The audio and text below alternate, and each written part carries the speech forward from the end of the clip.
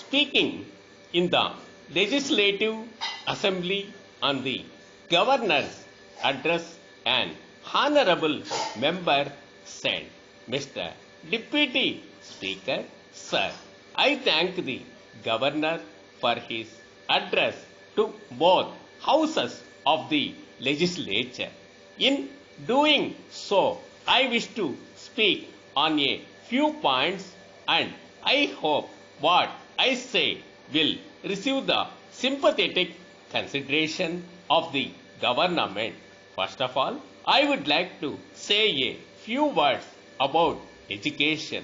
Practically, no real progress has been made in the matter of removal of illiteracy in our state. It seems that the number of illiterate persons in our state is less than 20% so far as the elementary schools are concerned. I am sorry to say that they are not working properly because the teachers employed in these schools are not given a living wage. I submit that something should be done immediately to help them. Now, I wish to say a few words about adult education. I am sorry to submit that though there are a large number of night schools in our district, their work is not at all satisfactory. The adults are indifferent about education, and if they want, they can make their own arrangements for study. I would therefore request the government to see that the amount spent on adult education is utilized for improving the conditions of the elementary school teachers.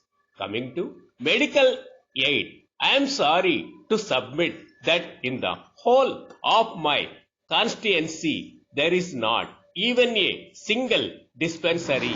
Several representations have been made to the government for opening dispensaries at least in 2 or 3 places, and these representations have been turned down. Now, in some places, groups of villagers have formed themselves into an association and collected some amount for the purpose of starting dispensaries. I hope the requests of these villagers will be considered by the government and dispensaries will be started in certain areas. I may add that I have also made personal representations to the minister in charge of the medical department in this regard. Then, as regards road communications in our district, they are very bad. In many places, roads and bridges are in disrepair.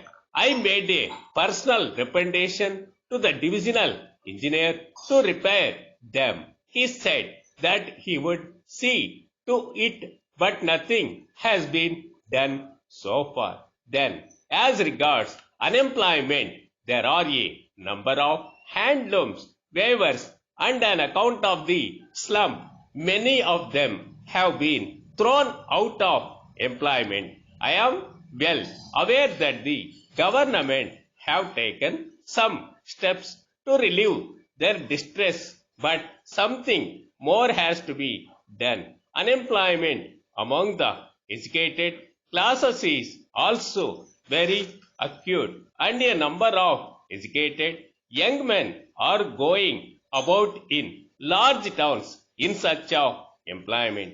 In my opinion, it is necessary for the government to do something at once to solve the problem of unemployment. Otherwise, I am afraid there will be a lot of trouble cropping up in our state. Finally, so far as food is concerned, we are all aware that the prices of foodstuffs are soaring and poor people are finding it difficult to purchase their food requirements. I am glad that the government have ordered to continuance of informal ration shops in our district. But the rice we get is of poor quality. When price in the ration shops is concerned, the price in the open market also goes up. So I request the government to take necessary steps to sell rice at a reduced price in the ration shops. Thank you, sir, for giving me this opportunity to speak.